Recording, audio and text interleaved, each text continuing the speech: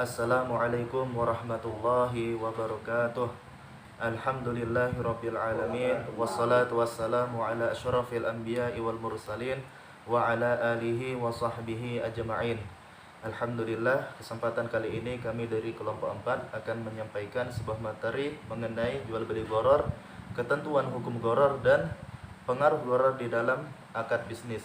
Jadi yang pertama, apa itu gharar?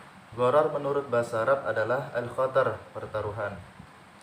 Syekhul Islam Ibnu Taimiyah menyatakan bahwa gharar adalah ketidakjelasan hasilnya atau disebut al-majhul al-aqibah. Sedangkan Syekh As-Sa'di menyatakan bahwa gharar adalah al-khatar, yaitu al-mukhatarah, yaitu pertaruhan, dan al-jahalah, ketidakjelasan. Jadi perihal tersebut termasuk ke dalam kategori perjudian. Dan dapat kita simpulkan bahwa jual beli gharar adalah semua jual beli yang mengandung ketidakjelasan, pertaruhan, dan perjudian. Kemudian selanjutnya mengenai hukum gharar. Hukum gharar di dalam syariat Islam sudah jelas diharamkan berdasarkan hadis Nabi Muhammad SAW. Naha Rasulullah SAW an bai'il hasah wa an bai'il gharar. Rasulullah SAW melarang jual beli hasah dan jual beli gharar. Mengapa gharar dilarang dalam agama? Karena di dalam gharar ini terdapat unsur memakan hak orang lain secara batil. Padahal memakan hak orang lain secara batil sudah dilarang di dalam agama Islam berdasarkan firman Allah Subhanahu wa taala, A'udzubillahi minasyaitonirrajim. Wala ta'kulu amwalakum bainakum bil batil wa tudlu biha ilal hukami litakulu fariqam min amwalin nasi wa antum ta'lamun. Dan janganlah sebagian kamu memakan harta sebagian yang lain di antara kamu dengan jalan yang batil, dan janganlah kamu membawa urusan harta itu kepada hakim supaya kamu dapat memakan sebagian harta benda orang lain dengan jalan berbuat dosa padahal kamu mengetahui. Juga firman Allah Subhanahu wa taala yang artinya, hai orang-orang yang beriman, janganlah kamu saling memakan harta sesamamu dengan cara yang batil, kecuali dengan jalan perniagaan yang berlaku dengan suka sama suka di antara kamu, dan janganlah kamu membunuh diri kamu, sesungguhnya Allah adalah Maha Penyayang kepadamu. Nah, ini hadis di atas menjadi rujukan bahwa gharar diharamkan di dalam syariat Islam. Kemudian selanjutnya mengenai jenis-jenis gharar. Jadi yang pertama, jenis gharar yang dilihat dari peristiwanya terbagi 3. Adapun yang pertama yaitu jual beli barang yang belum ada, seperti jual beli janin pada binatang. Jadi kalau belum ada sifatnya barangnya maka disebut gharar. Dan yang kedua yaitu jual beli yang tidak jelas, yang belum jelas barangnya, seperti aku jual mobilku ini seharga 10 juta, padahal mobilnya tidak di situ. Nah, hal seperti itu tidak jelas barangnya, apakah dia barangnya bagus ataupun sudah rusak. Dan yang ketiga yaitu jual beli barang yang tidak mampu diserah terimakan, seperti aku jual mobil yang telah dicuri. Jadi mobil yang sudah dicuri orang itu mustahil bisa kita dapatkan lagi. Itu dapat merugikan bagi sang pembelinya, yang bisa jadi pembelinya itu tidak mampu mendapatkan mobil yang telah dijual oleh penjual tadi. Dan kemudian ada jual beli gharar yang menurut hukumnya.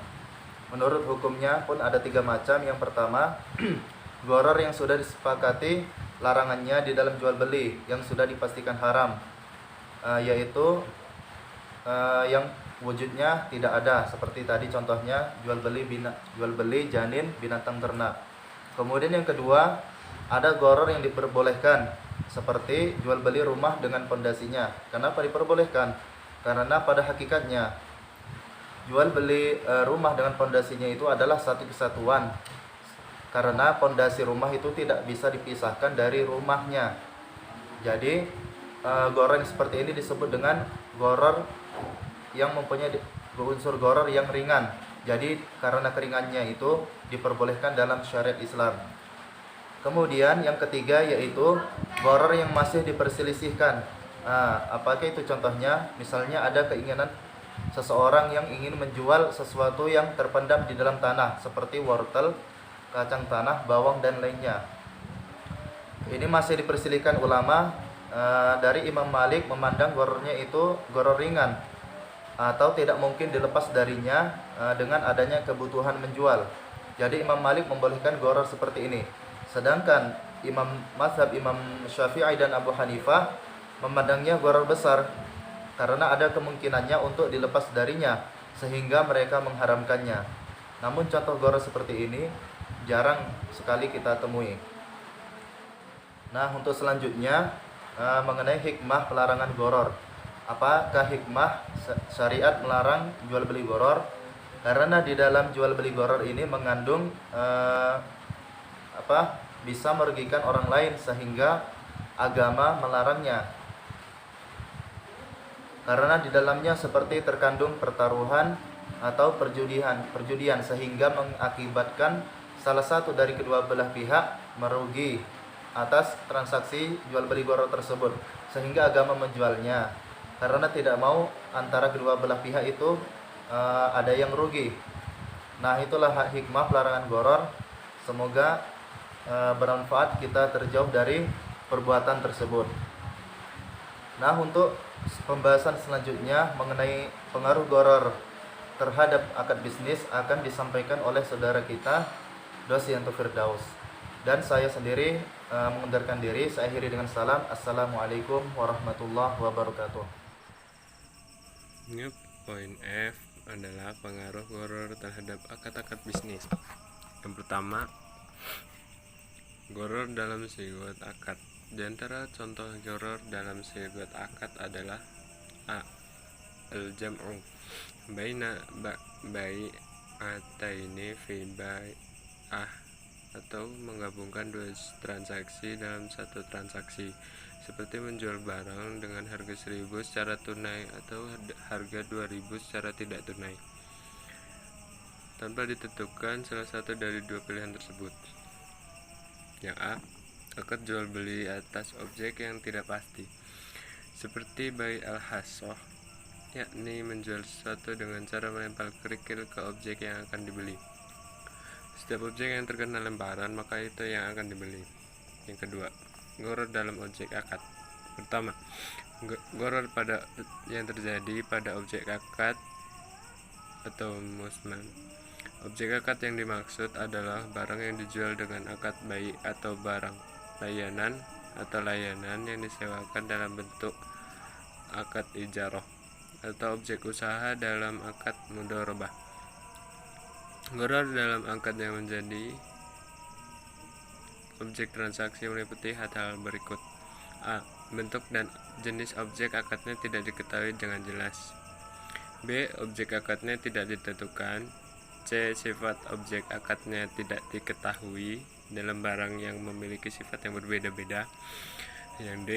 Jumlah barang yang menjadi objek akadnya itu tidak diketahui.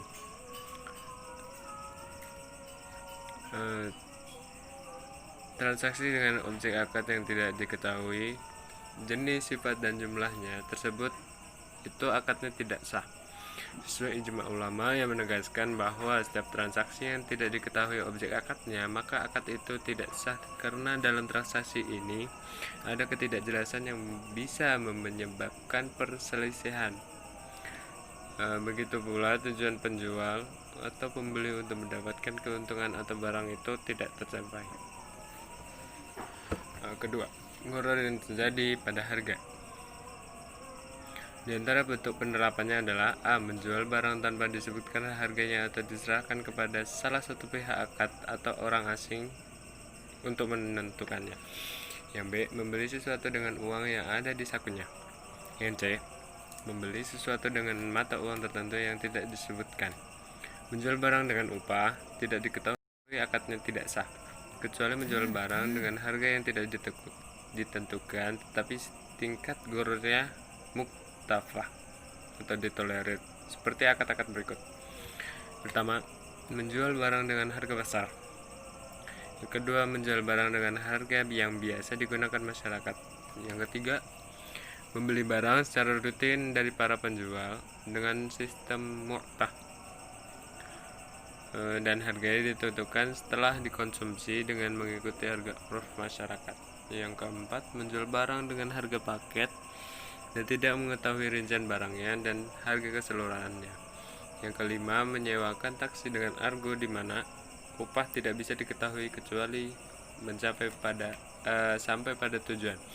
Yang keenam, menyewakan dengan upah jenis. Contohnya mengikuti harga upah yang berubah-ubah sesuai dengan harga indeks. Yang ketiga, waktu akadnya tidak diketahui atau majhul. Jika akad disepakati tanpa menentukan waktu penyerahan barangnya, maka akadnya tidak sah karena ketidakpastian waktu penyerahan objek akad itu termasuk gharar. Yang keempat, objek akadnya tidak ada dan belum dimiliki, atau objek akadnya ada tetapi tidak bisa diserah terimakan, atau objek akadnya tidak bisa ditakobut atau serah terima. Objek akadnya tidak ada dan belum dimiliki, maksudnya menjual sesuatu yang tidak dimilikinya pada waktu akad, tetapi penjual kemudian membelinya dari pasar untuk dijual kembali kepada pembeli tersebut. Yang kelima, objek akadnya tidak bisa dilihat. Tidak boleh menjual barang yang tidak ada tanpa ditentukan sifatnya dan ciri-cirinya, karena bai al-ain al-ghaibah itu mengandung unsur gharar, yakni barang yang tidak bisa dilihat. Itu membuat akad tidak sempurna. Maka jika barangnya tidak ada pada saat akad tetapi bisa ditentukan spesifiknya oleh penjual atau pihak lain, atau barang yang tidak ada tetapi sudah dilihat sebelumnya sebelum akad dengan syarat barangnya tidak berubah, atau menjual barang dengan contoh, itu maksudnya model sebagai contoh barang objek beli, maka akadnya sah. Kesimpulan, jika unsur ketidaktahuan ini kembali pada apakah efek akad tersebut terlaksana atau tidak, maka berarti ini adalah gharar. Namun jika unsur ketidaktahuan ini terjadi akibat ketidaktahuan sifat dari objek jual beli, maka di saat akad tetapi bisa ditentukan spesifiknya oleh penjual atau pihak lain, atau barang yang tidak ada tetapi sudah dilihat sebelumnya sebelum akad dengan syarat barangnya tidak berubah, atau menjual barang dengan contoh, itu maksudnya model sebagai contoh barang objek beli, maka akadnya sah. Kesimpulan, jika unsur ketidaktahuan ini kembali pada apakah efek akad tersebut terlaksana atau tidak, maka berarti ini adalah gharar. Namun jika unsur ketidaktahuan ini terjadi akibat ketidaktahuan sifat dari objek jual beli, maka disebut jahalah. Menurut para ulama, gharar itu berbeda-beda jenis dan tingkatnya. Ada yang berat, ada yang ringan. Terpengaruh gharar terhadap akad itu bisa terjadi baik dalam sigot maupun akad, atau dalam objek akad, atau dalam syarat akad. Mungkin cukup sekian yang dapat saya sampaikan, kurang lebihnya mohon maaf. Wassalamualaikum warahmatullahi wabarakatuh.